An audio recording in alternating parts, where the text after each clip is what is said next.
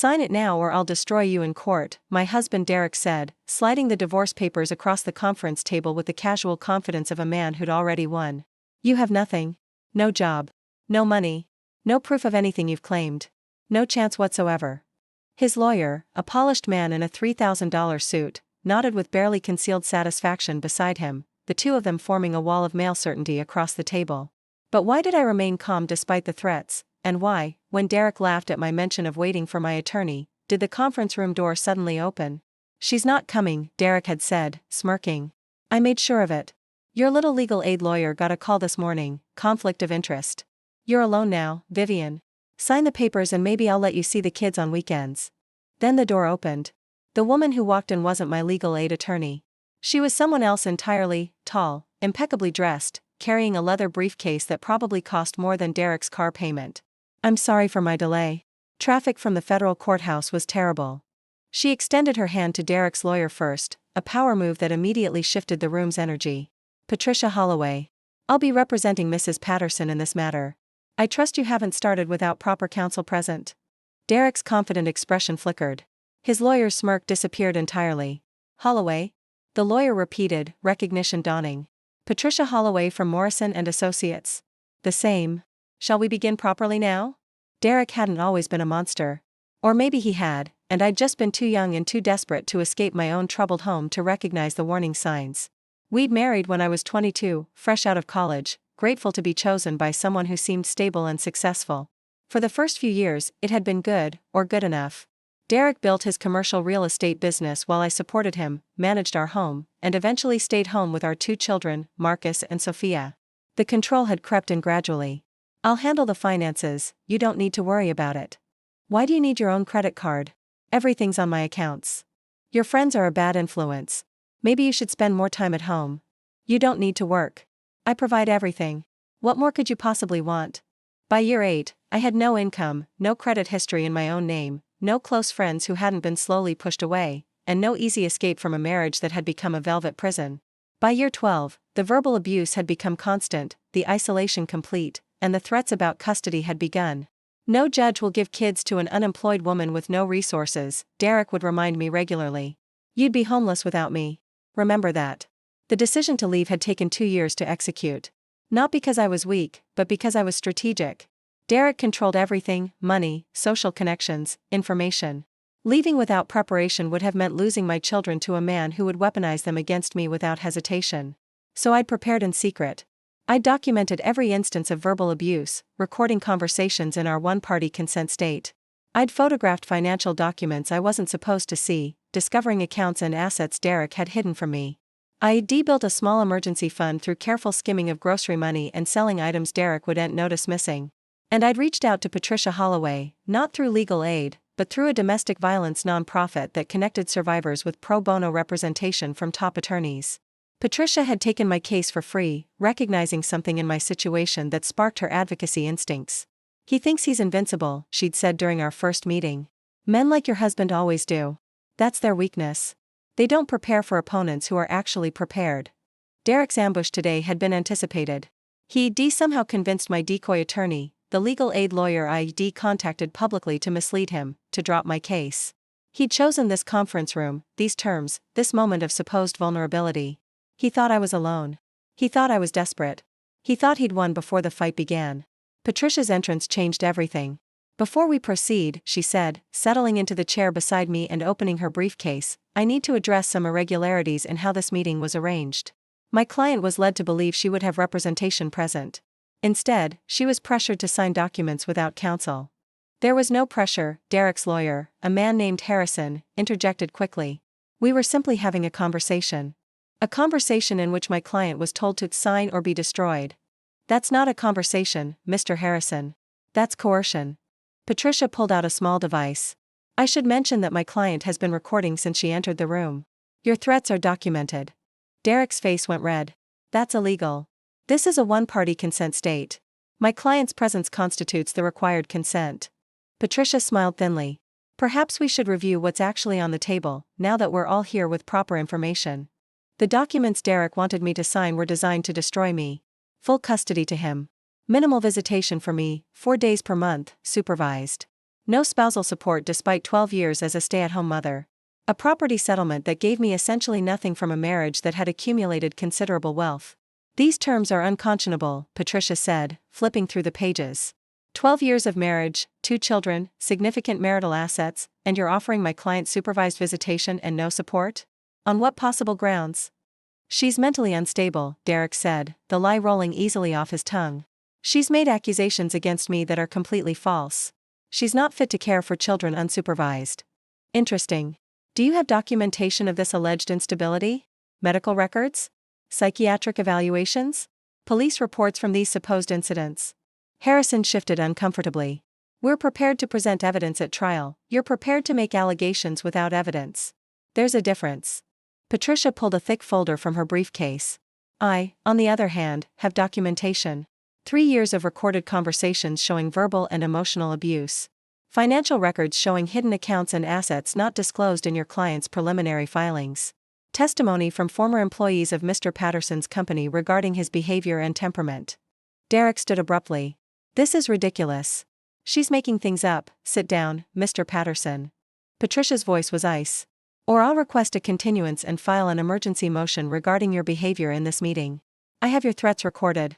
I have witnesses to your attempt to coerce my client into signing documents without counsel. How do you think that will play with Judge Morrison, who I happen to know takes a dim view of litigation bullying? The next 3 hours dismantled Derek's entire strategy. Patricia methodically presented evidence he didn't know existed. The hidden bank accounts in the Cayman Islands, $2.3 million Derek had moved offshore without my knowledge. The investment properties held in LLC structures designed to exclude marital assets.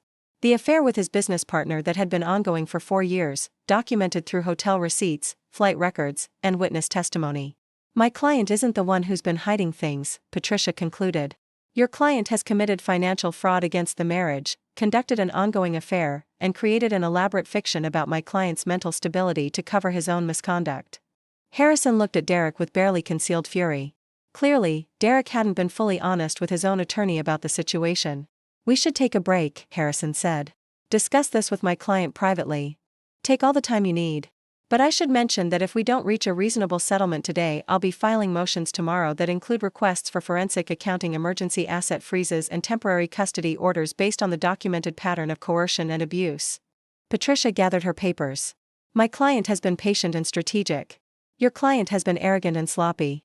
That's an unfortunate combination for him. The break lasted 45 minutes. Through the glass walls of the conference room, I could see Derek and Harrison arguing. Derek's face was red, his gestures aggressive. Harrison kept shaking his head, clearly delivering news his client didn't want to hear. They're recalculating, Patricia said quietly.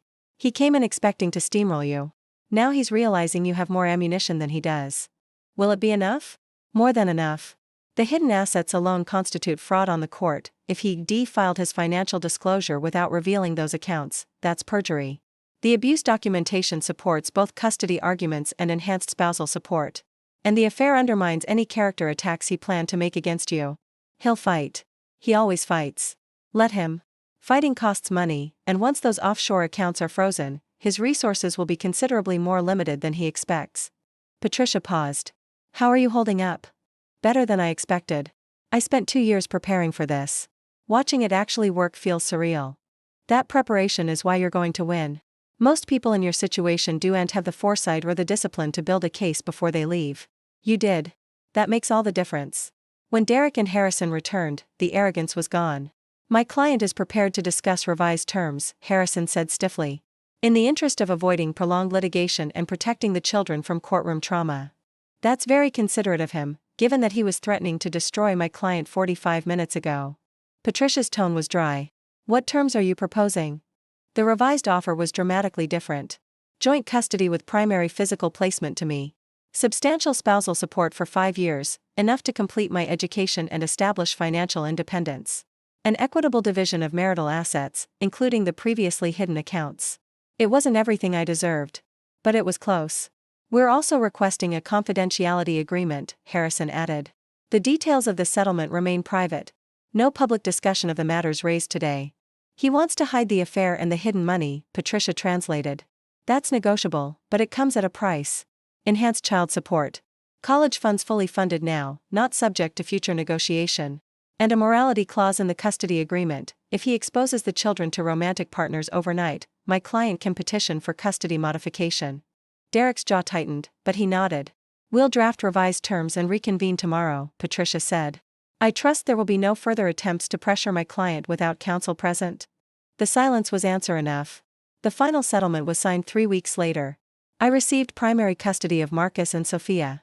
Derek got every other weekend and half of school breaks, generous visitation for a father who threatened to take them away entirely.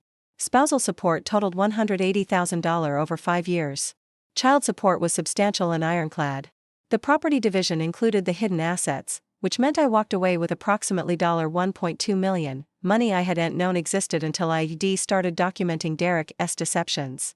The confidentiality agreement protected Derek's reputation. But it also protected mine, from any future attacks he might have launched.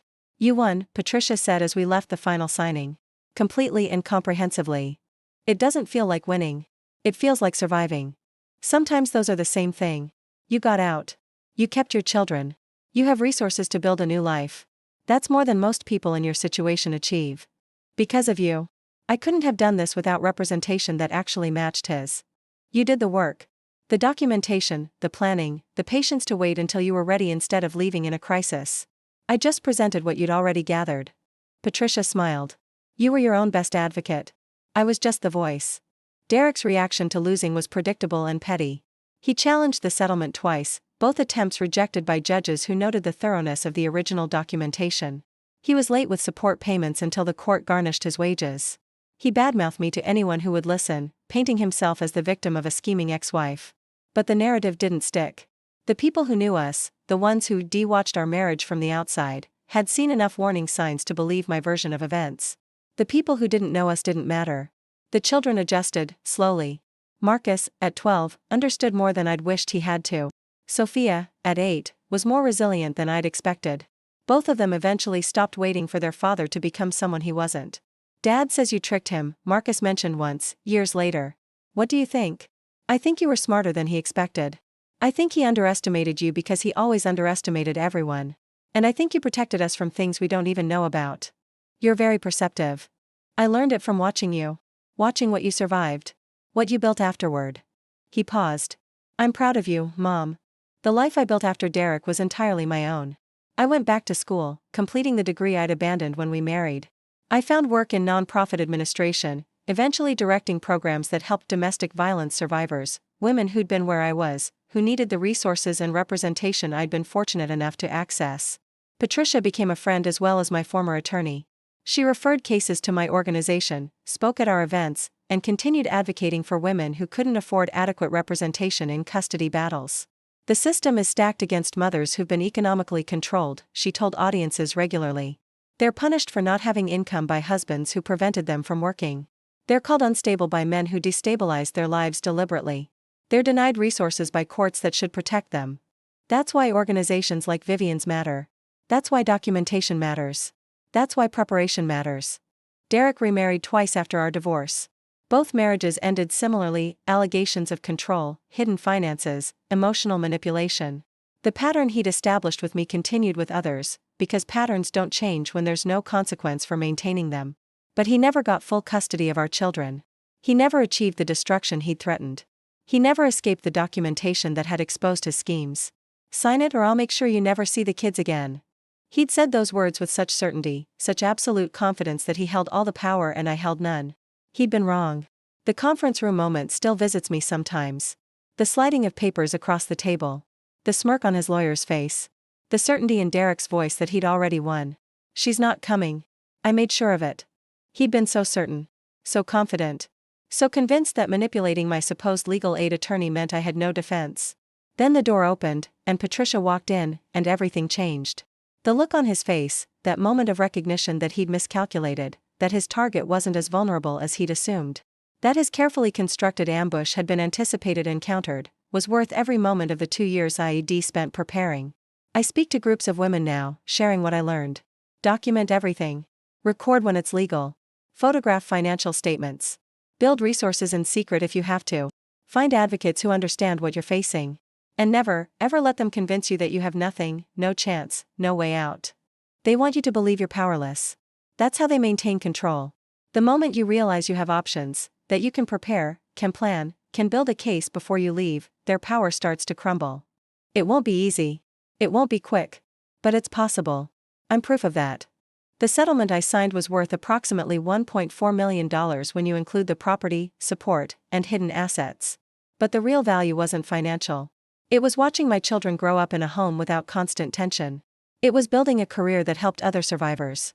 It was sleeping peacefully, finally, after years of vigilant anxiety. It was proving that strategic patience could defeat aggressive arrogance. Sign it now or I'll destroy you in court. He'd had no idea who he was threatening. No concept of what I'd been building while he'd been controlling. No understanding that the woman he'd dismissed as powerless had been preparing, documenting, and waiting for exactly this moment. The door opened. Patricia walked in. And everything changed. He slid the papers across the table with the confidence of a man who'd already won. Sign it or I'll destroy you in court. You have nothing. No job. No proof. No chance. His lawyer smiled beside him. Mine hadn't arrived yet, or so he thought. She's not coming. I made sure of it. Then the door opened, and Patricia Holloway walked in, $800 per hour representation he didn't know I had, prepared with documentation he didn't know existed, ready to expose schemes he thought were perfectly hidden. He'd spent years controlling me. I'd spent 2 years preparing for this moment. He expected a victim. He got an opponent. And everything he'd threatened to take was everything he lost. Sign it or he'd destroy me. He couldn't even destroy the case I'd built against him.